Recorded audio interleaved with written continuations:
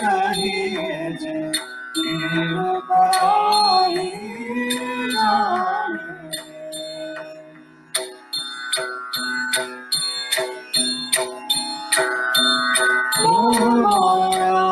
आते नहीं जेने वैराग्य आते नहीं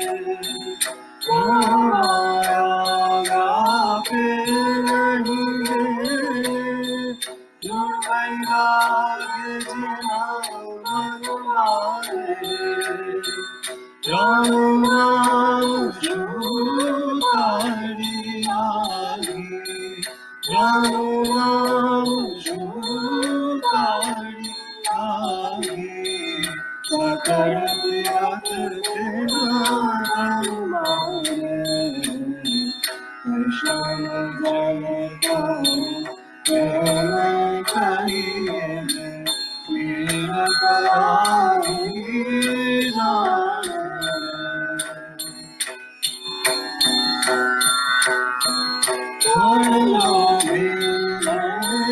कपट रहित छे काम क्रोध निवारा रे, कपट रहित छे काम क्रोध निवारा रे, बड़े नर संयुक्ते दर्शन करता, बड़े नर संयुक्ते दर्शन करता, बड़े को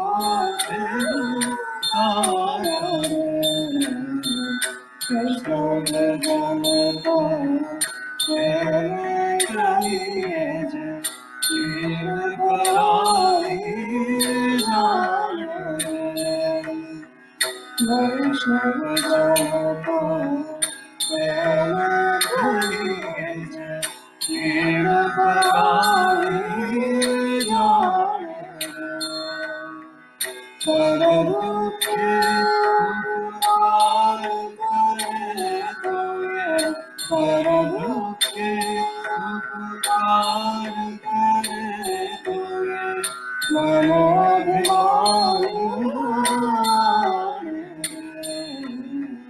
कृष्ण जन को प्रेम कहिए जे पीर पराई जाने। वैष्णव जन को प्रेम कहिए जे।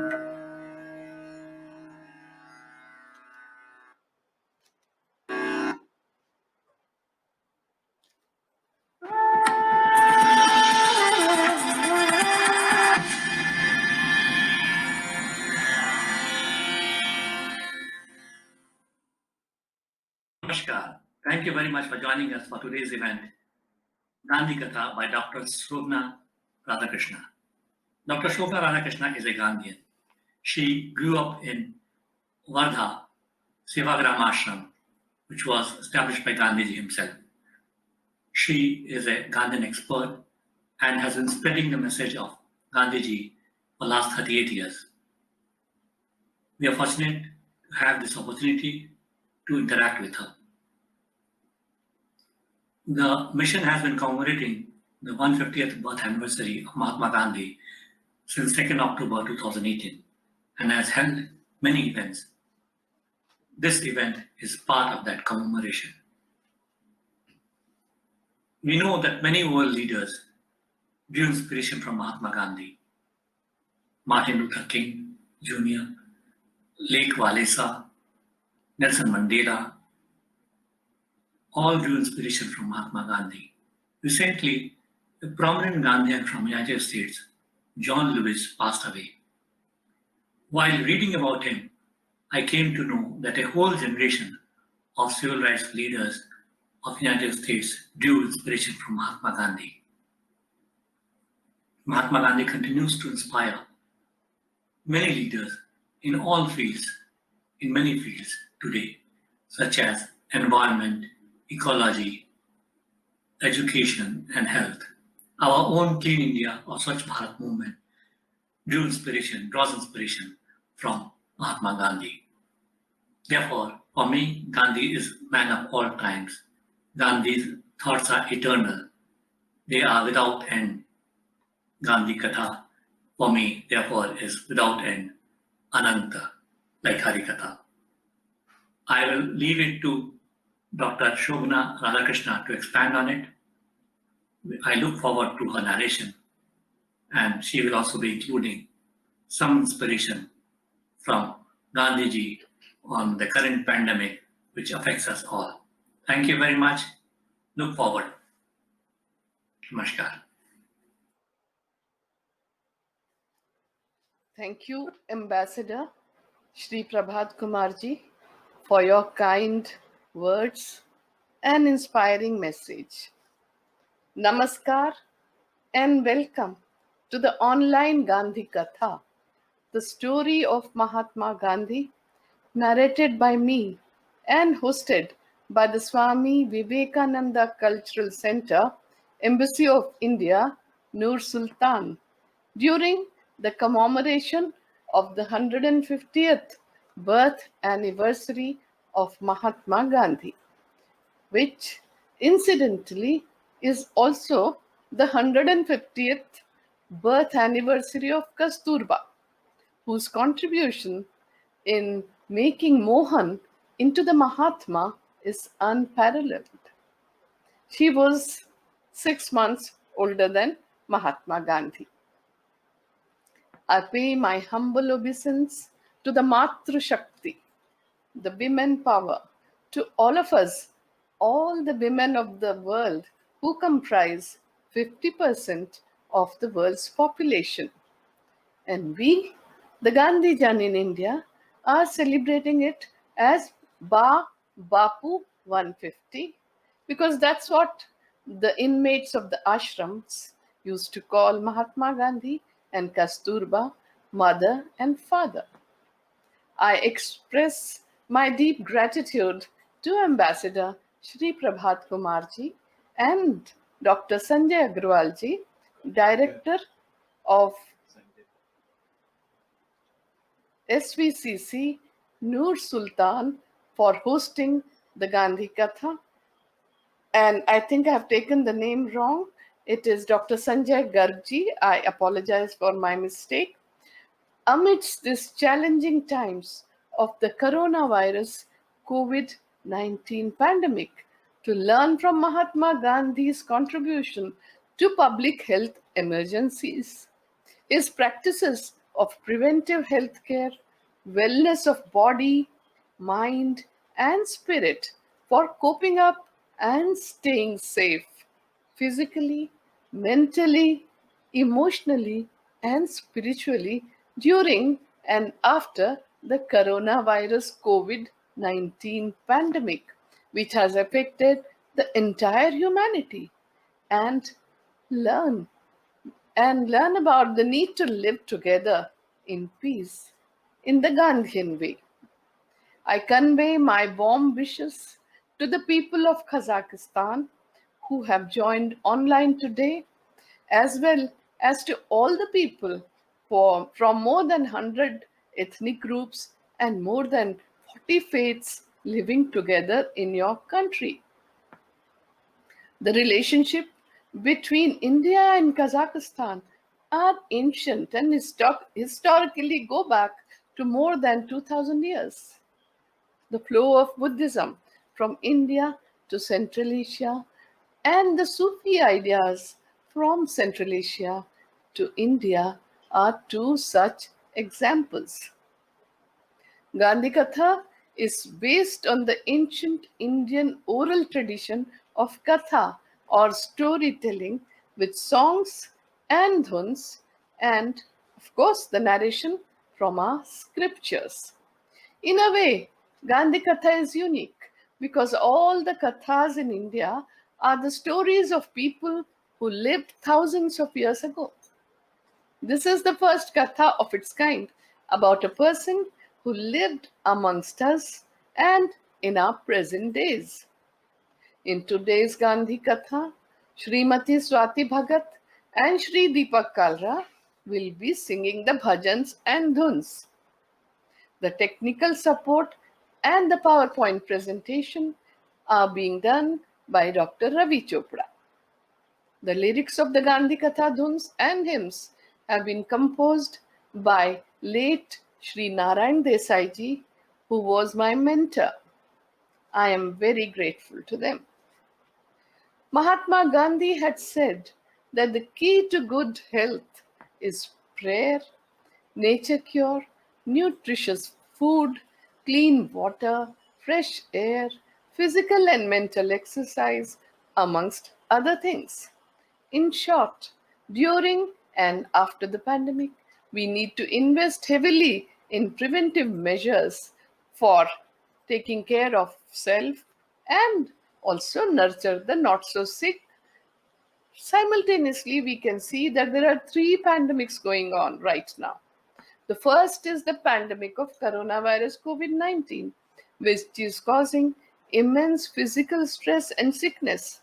I have just recovered from COVID 19. Uh, I had become sick due to that, but I have just recovered by following the Gandhian way of life. The second one is the financial crisis, which is causing physical and mental anguish. And the third is anxiety, panic, fear of extinction, fear of death, that is causing all the stress. The lesson of the pandemic is very simple. When one member of the family falls sick, the entire family is affected, and soon the community is affected. The nations are affected, and then other communities in other nations are also affected in this globalized world. The well being of one individual has an impact on people on the other side of the globe. This is true for every action of ours. What we eat, what we buy, what we think, and what we do has reverberations and repercussions on all life on earth. It is this anubandha, the interconnectedness that sustains all life on earth. We are all in this together as one human family, like brothers and sisters, wherever we may be living. Whether we choose to see it or not, we share the same home, the planet Earth. The current coronavirus COVID 19 pandemic is a wake up call for every country, big or small, rich or poor, developed or developing. It has opened our eyes to the fragility of the existence of humans. According to my understanding, Mahatma Gandhi's life was an epic of faith and endeavor. His faith was in truth, the ultimate reality of truth, and he endeavored to attain it through nonviolence throughout his life till the very last breath.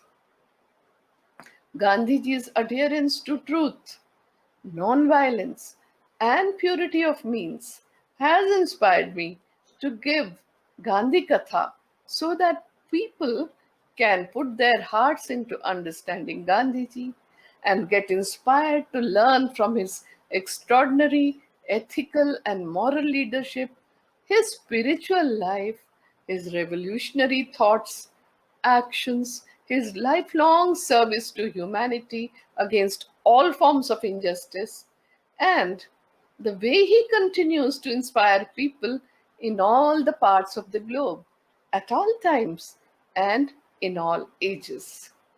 Last year, I visited 33 countries and gave 148 Gandhi Katha and Kasturba Katha. This year, I was planning to visit your country and meet you all personally because I know that there's a beautiful statue of Mahatma Gandhi standing tall in Zambul Park in Almaty. And I also know about this very young and talented Kanath Nur-Sultan, 26 years old resident of Astana, who traveled all over the world, and he visited India too and has made very beautiful and magical leaf drawing of Mahatma Gandhi and the Taj Mahal. However, I got an opportunity to visit Moscow and Tashkent in August 2019. I spoke about the influence of Count Leo Tolstoy of Yasnia Polyana, who made a great impact on Mahatma Gandhi as he was experimenting with the non-violent resistance against injustice in South Africa. Gandhiji mentions him as one of his mentors, whose book, The Kingdom of God is Within You, inspired him very much in all his movements. And he kept on carrying out correspondence with him. And he really learnt a lot from Count Leo Tolstoy, about whom he kept on mentioning even after coming back to India. Many in the world have been inspired by Gandhiji to take up the cudgels against injustice through non-violence. Others have followed his environmental credo, his simple life, and still others have been touched by his spiritual life. I saw that the new generation was eager to understand more about Gandhiji, the greatest man of the last century, who made such a huge impact on humanity. And in the words of the greatest scientist of the last century, Albert Einstein, who called Gandhi ji as the supreme practical of leader of change, who kept writing about I Gandhi. believe that Gandhi's views were the most enlightened of all the political men in our time. We should strive to do things in his spirit, not to use violence in fighting for our cause, but by non-participation in anything you believe is evil. Albert Einstein wrote a great deal about Gandhiji and famously said that generations to come will scarce believe that such a man in flesh and blood ever walked on this earth. And it is so very important that each one of us keeps telling the next generation about Gandhiji, who was an ordinary person like you and me, and who inspired a generation of people. So Gandhiji used to remain positive under all circumstances, and that was his main trait. He faced many challenges in life.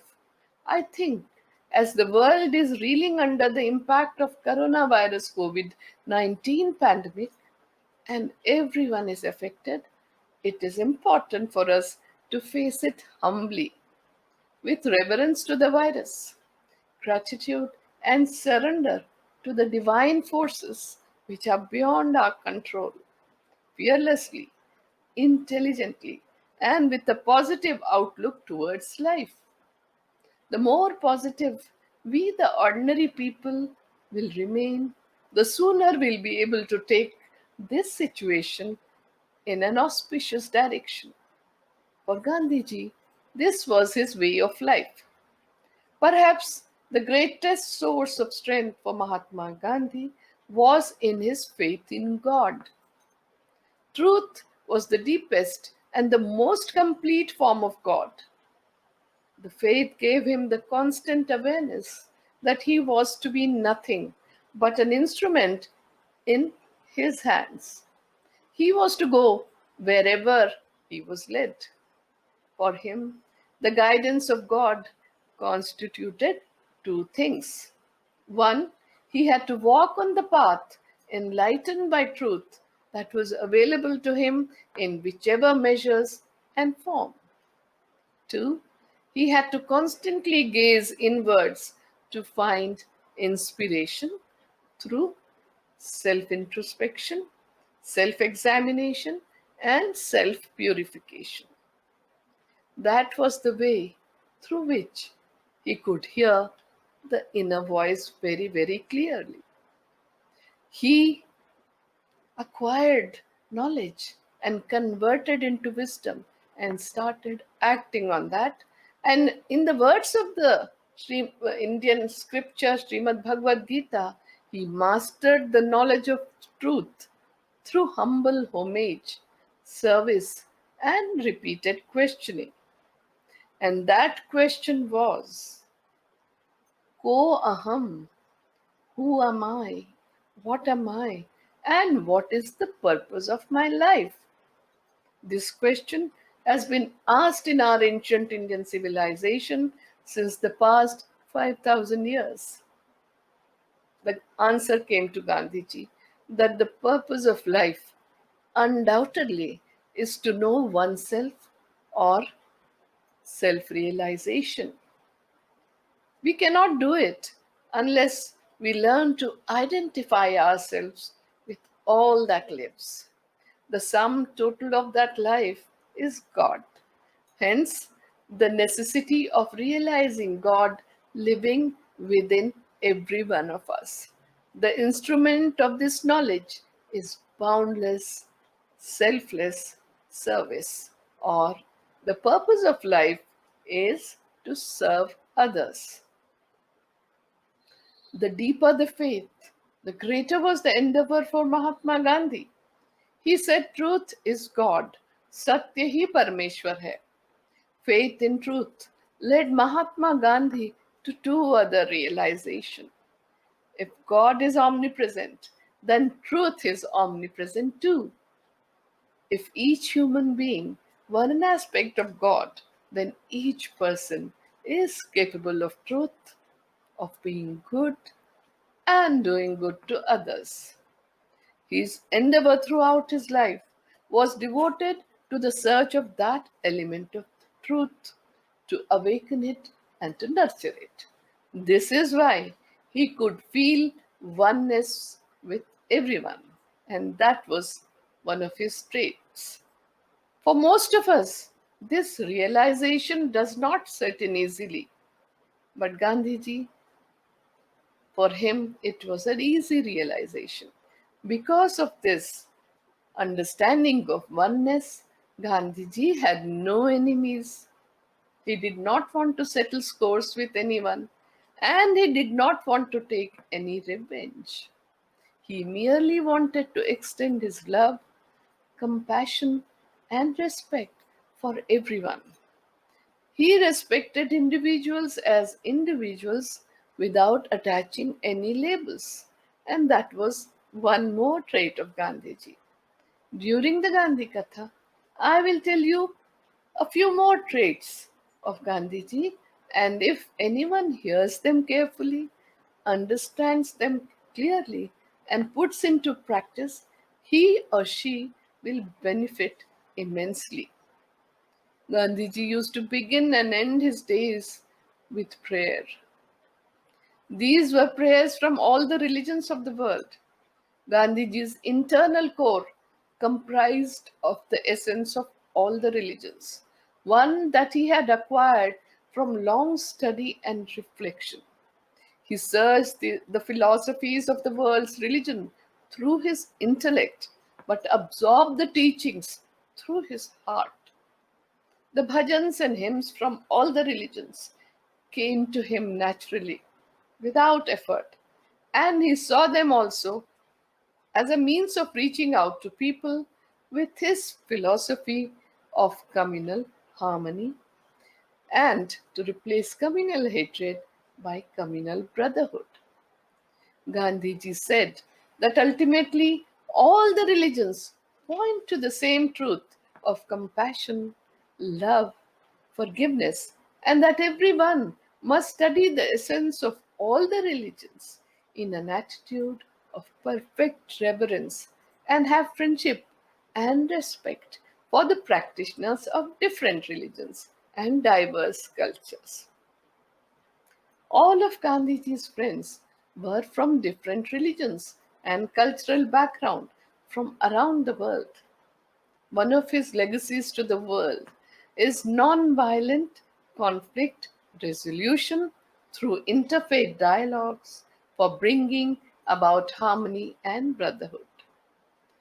Reginald Arthur Reynolds, British Quaker and a writer and an anti-colonial activist, came to live with Gandhiji in the Sabarmati ashram in India from 1929 to 1931. Reynolds was impressed by Gandhiji's vitality, his vision, honesty, tactical and strategic abilities, his personal charm, his sense of humor, his logic, and analytical mind, yet capable of real affection and the scorching passion for truth. Gandhiji had spent the first 18 years of his life from 1869 to 1888 in India. Mohan, as he was called in his childhood, was afraid of the dark, but became fearless and forgave who assaulted him. The seeds of spirituality were sown in India, and curiosity aided his first steps. He began as a student of average intelligence and was an ordinary person like you and me who learned to search within himself and analyze the world through his intellect. This was another trait of Mahatma Gandhi. From 1888 to 1891, Mohandas Karamchand Gandhi went to London as a student to study law. From the age of 19, 20, and 21, his consciousness expanded by reading the works of the great philosophers and poets of the West, and he interacted with great reformers and thinkers. The shy, withdrawn Mohandas became the secretary of the Vegetarian Society of London. He started his career in journalism from that age, as he wrote about vegetarianism. He became a barrister in London, of course, and also learned the lessons of citizenship. From 1893 to 1813 to 1904, from 1893 to 1904, he was in South Africa, where he spent close to 20 years of his life. He did his sadhana, or the penance, and became the advocate of the Indian community. That path of sadhana took him to Satyagraha. Satyagraha is using truth force, love force, and soul force to establish justice through self-suffering and sacrifice, to melt the hardest of the hearts of the adversaries through non-violence. After the incidents at the Peter station, where he had come face to face with racial discrimination and was thrown out of the first class compartment, that night there was a metamorphosis. The individual barrister Mohandas Karamchand Gandhi turned into a societal Gandhi Bhai, Brother Gandhi, and gave the world a novel way of fighting injustice called Satyagraha, which is one of his first legacies to humanity. Mahatma Gandhi set standards for people to follow. Every major point of departure was marked by a vow or a pledge.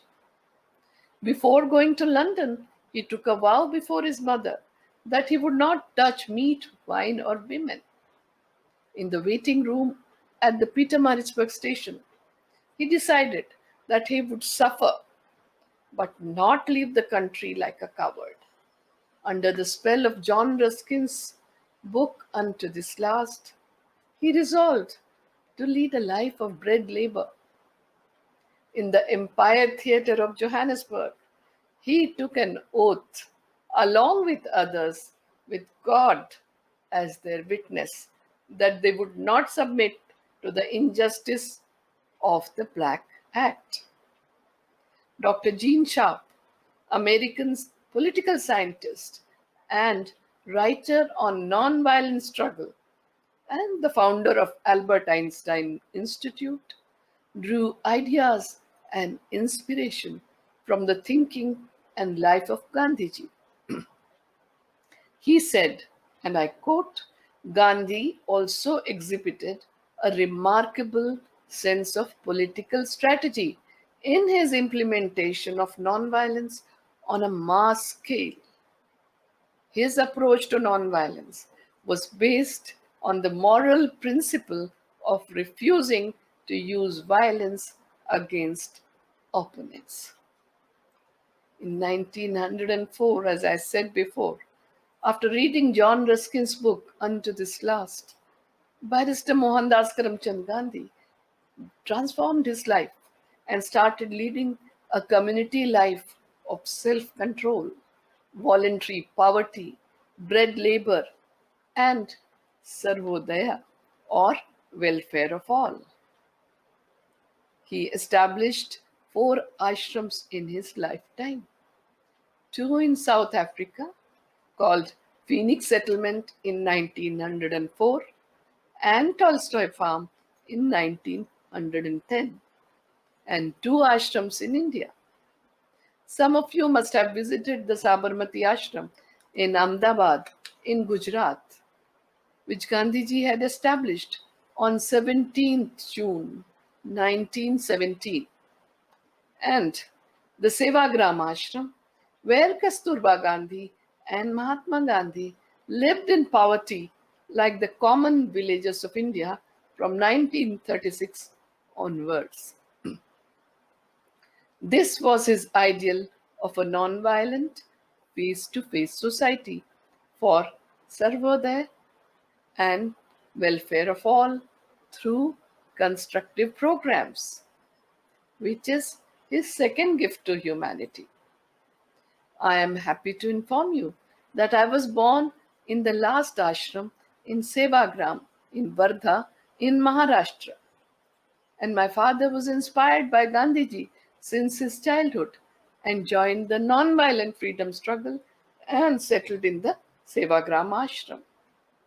Even after Gandhiji passed on in 1948, for more than 5 decades, my parents and all of us have continued to walk on the path that Gandhiji has shown to humanity.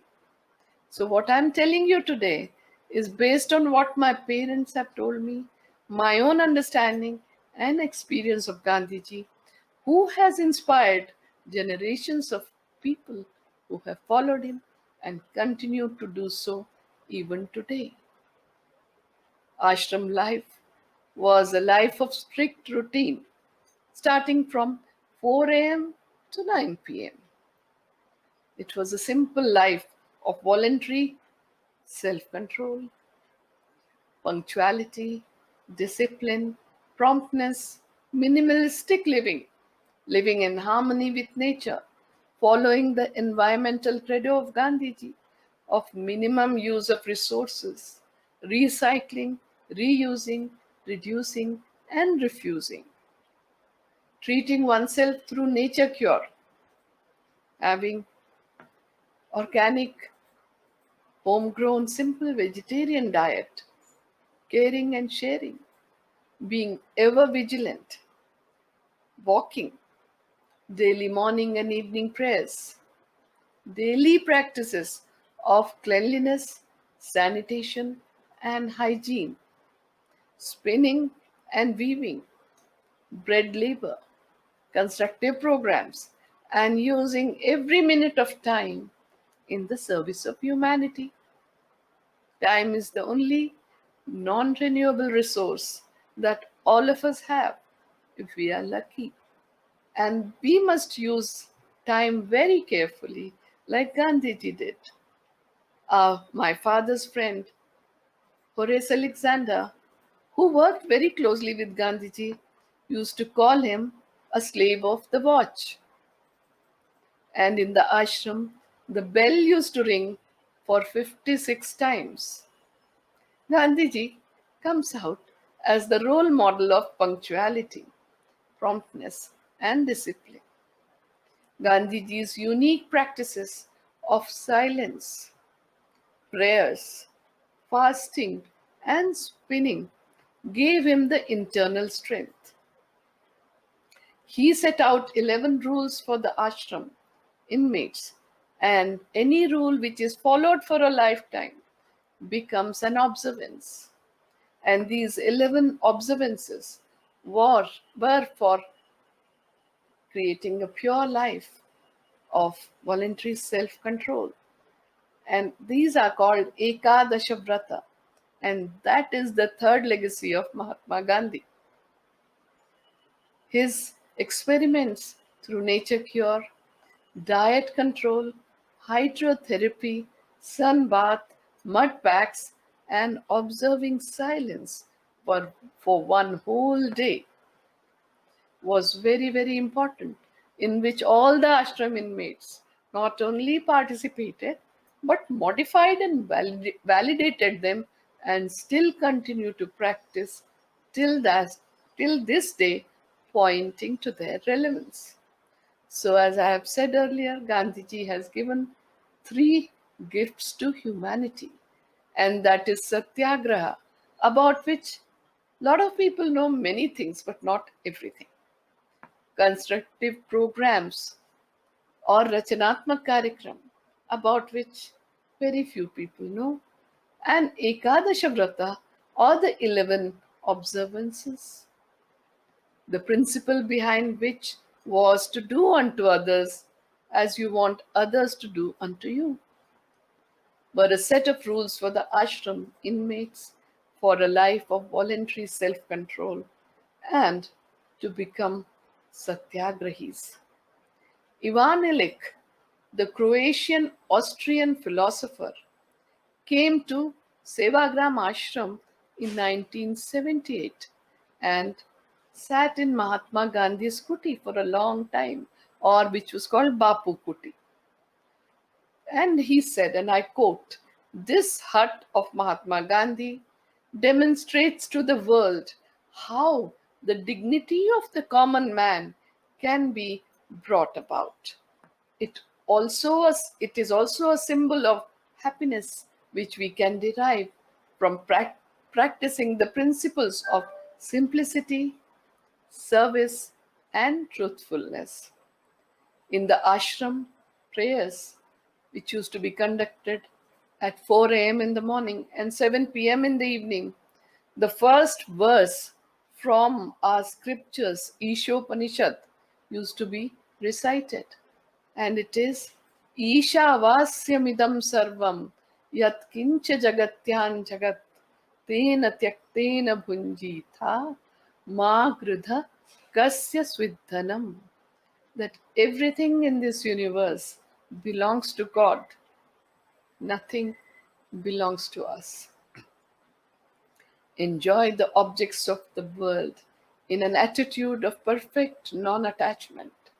Enjoy it with a feeling of sacrifice, taking to the extent that is necessary for you, and leave the rest for others in the society. Never ever crave the possession of others. Nothing really belongs to us. Now, this entire idea we will sing in the form of Gandhi Katha Dhun or hymn describing that nothing belongs to us. And the dhun is Na yah tera, na yah mera, Ishwar ka yah raj hai.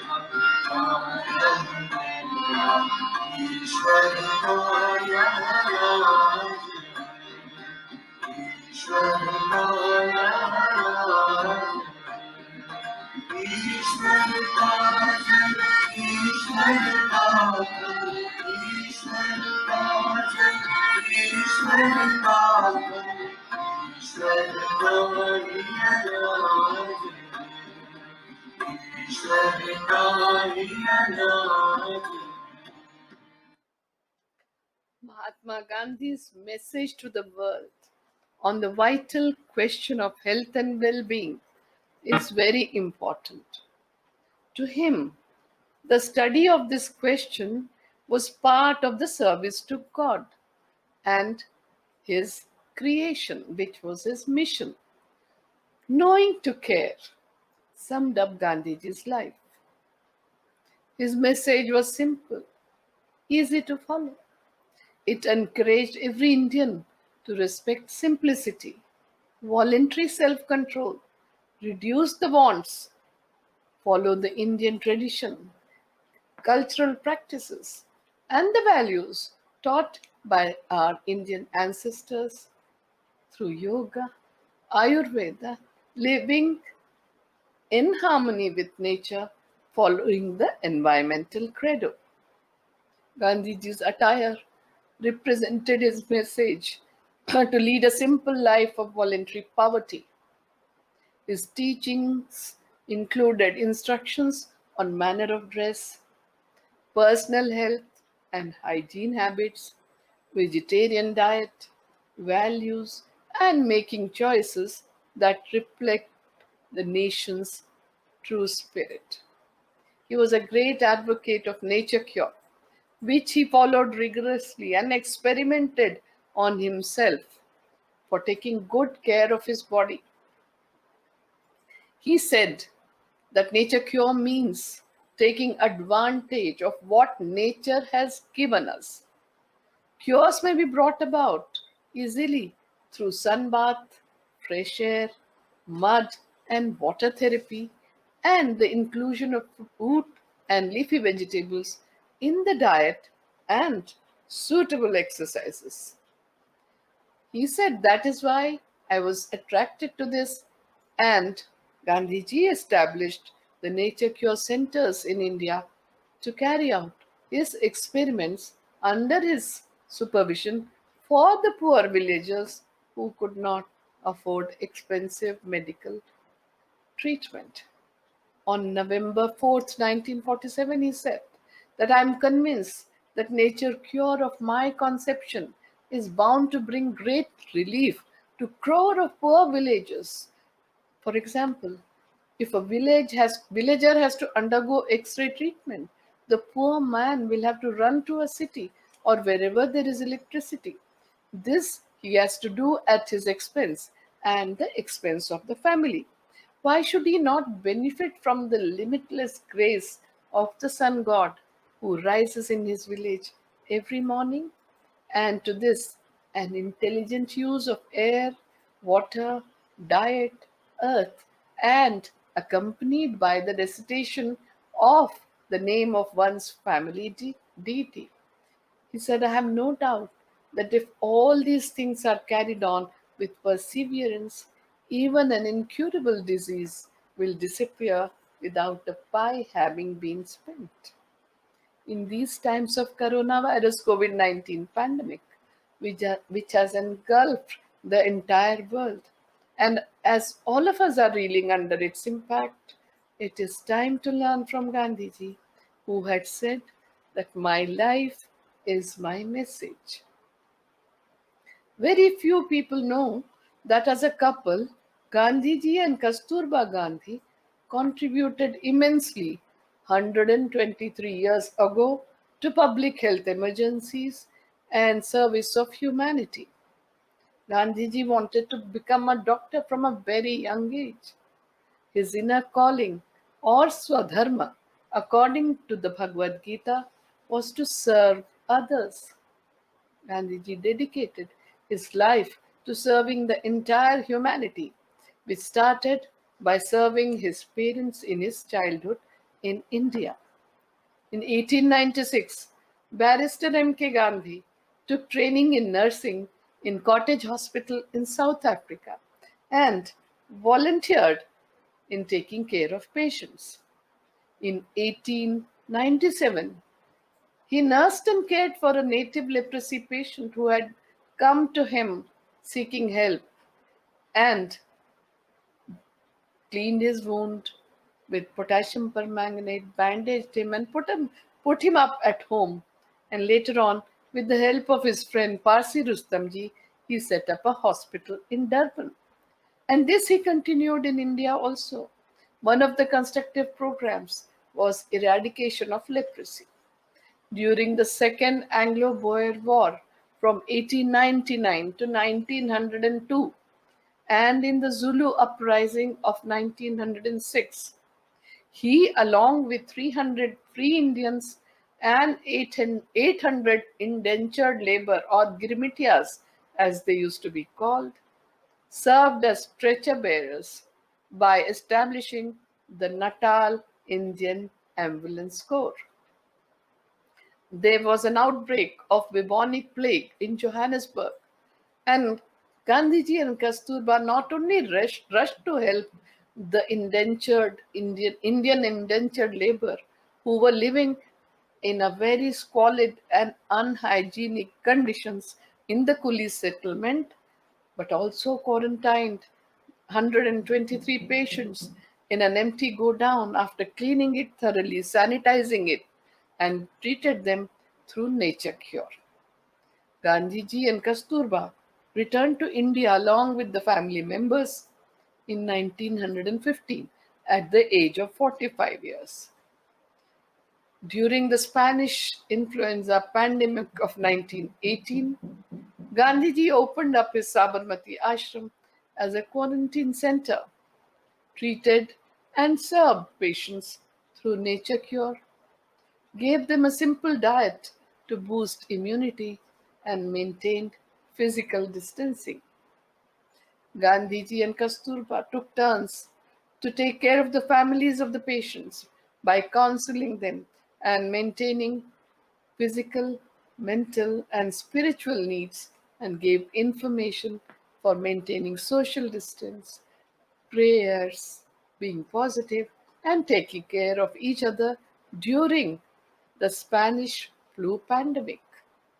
Gandhiji had said on 10th November 1918 that our ancestors could build such tough bodies in the past, but today we have been reduced to a state of miserable weakness and are easily infected by noxious germs moving about in the air. There is one and only one really effective way by which we can save ourselves and others from them, even in our present broken state of health. That way is the way of self restraint or sanyam and of imposing limit on our acts, desires, and wants. Gandhiji called himself the commander in chief of the non-violent army and always used to be the first one as a frontline worker in any public health emergency and serve people in all the potentially dangerous situations. This was one of his traits. Another trait was that he used to treat all work as God given work with an attitude of yajna or selfless sacrifice. Arnold Toynbee, the British historian and philosopher of history, and he had said, and I quote, "The generation into which I happen to have been born has not only been Hitler's generation in the West and Stalin's in Russia, it has also been Gandhi's in India, and it can already be forecast with some confidence that Gandhi's effect on human history is going to be greater and more lasting than Stalin's or Hitler's. Now I will play the Gandhi Katha Dun in Hindi about Gandhiji's philosophy of truth, non-violence, purity of means combined in Satyagraha, and that is Lagire Lagan, Satya Ahimsa में मन मेरा मगन.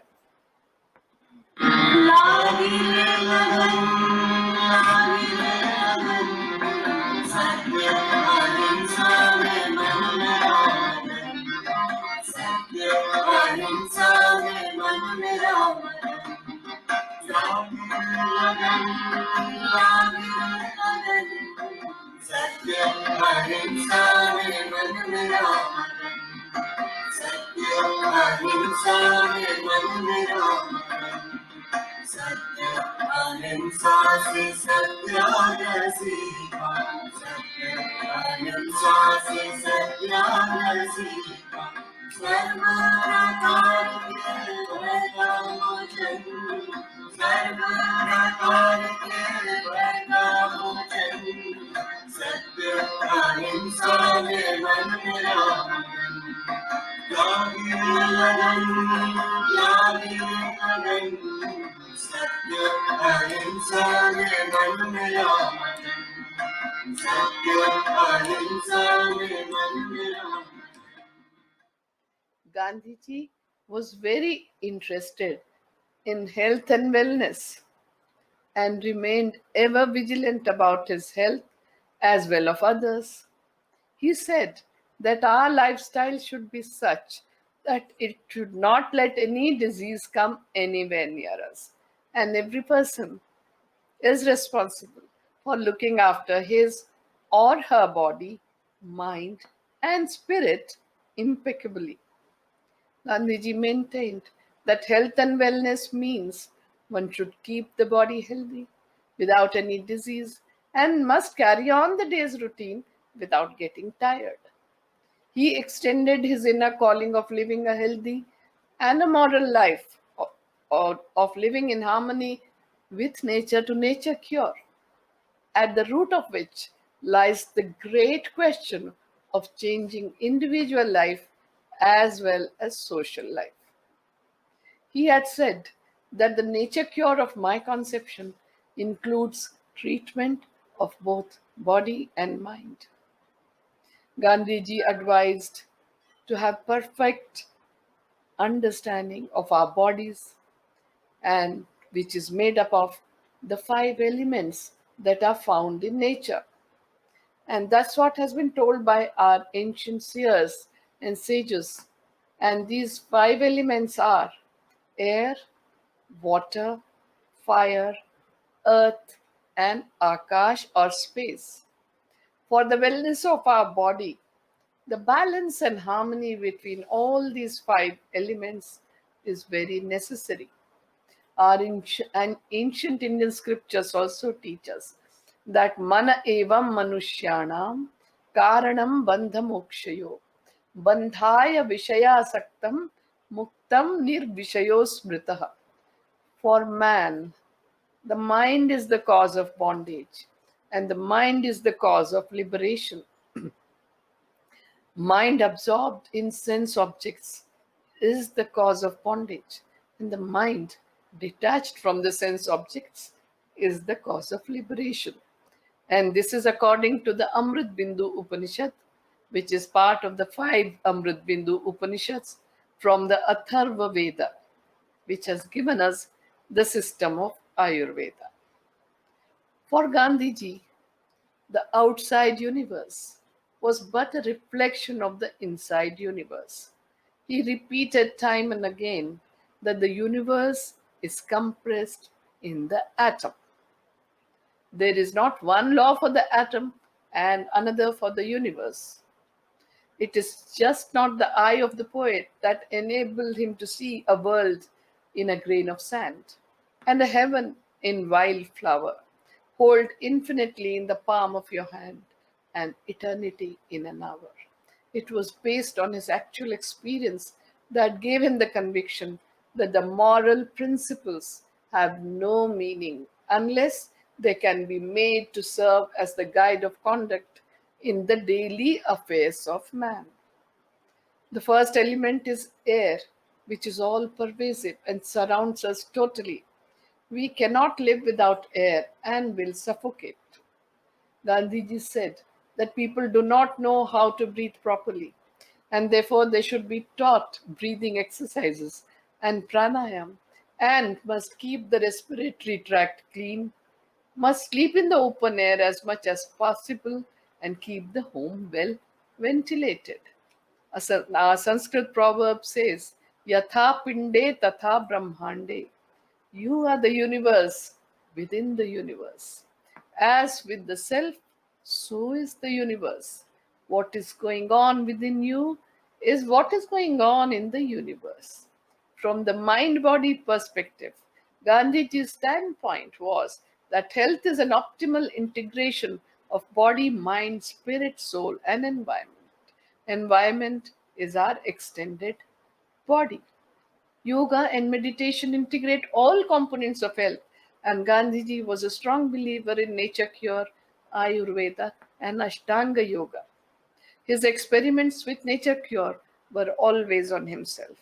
He also advised his friends and disciples to follow these remedies and treated and cured 30,000 patients through nature cure. Gandhiji had immense faith in prayer, meditation, Ramanama, nature cure, Swadeshi, Swachhata, Swavalamban, Seva, and Sarvodaya. He spoke out from his personal experience and often quoted a Tamil saying that always remained in his memory, and that means God is the help of the helpless. For the benefit of the readers of the Indian Opinion newspaper, which he had brought out in South Africa, in or about the year 1906, Gandhiji wrote a few articles under the heading of Guide to Health.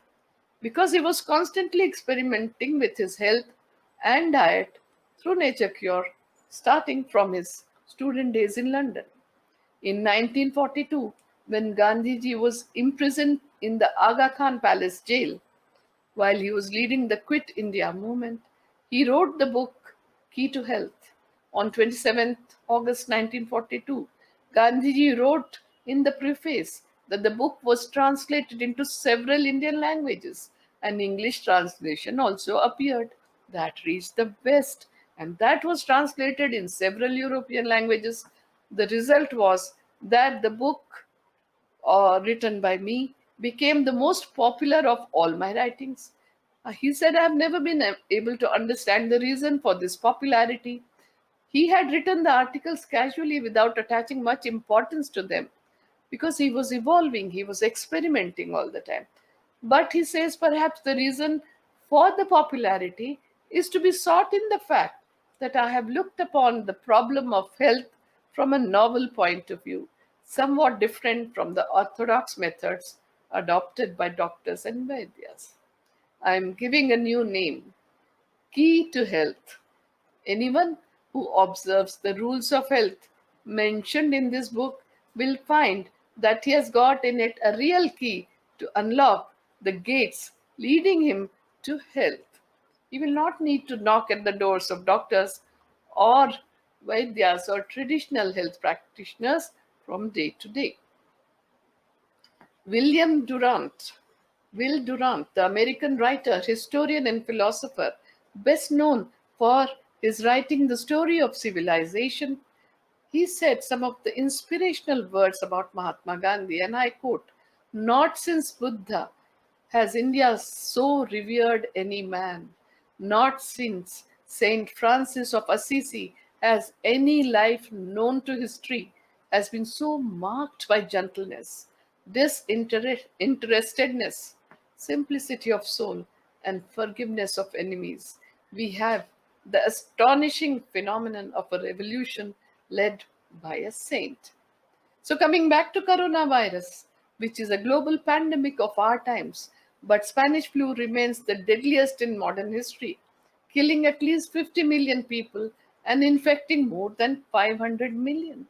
The 1918 H1N1 virus played a critical role in altering the course of India's history. Just like in the case of COVID 19 in 2020, there was no known medicine available to treat Spanish flu. The first flu vaccine came on the scene only in 1940. The first antibiotic medicine came in 1928, years after Spanish flu had ravaged the human population. It was physical distancing, wearing masks, and remaining in quarantine that had saved the world, particularly the developed ones. And that is what Gandhiji advised people to do a century ago. And that is exactly what we need to learn from Gandhiji during this COVID 19 pandemic. And right now we are discovering just how much control people have on their thoughts, which is very little. In a crisis, fear and anxiety start to roam the mind, and struggling against them does only a little good, which is temporary at the best. This is why so many people turn to denial and distraction. They try to dispel their fearful thoughts and turn to distractions to escape through all kinds of things. But there is a better way in a crisis. If you feel stressed, meditation and prayers and yogasans relieve the stress response. Fear and anxiety are forms of stress that become exaggerated and when events become very uncertain, when you feel a loss of control over the situation, and when the stress keeps repeating itself without let up, the thinking mind reacts to all of these conditions. It always has, even in normal times.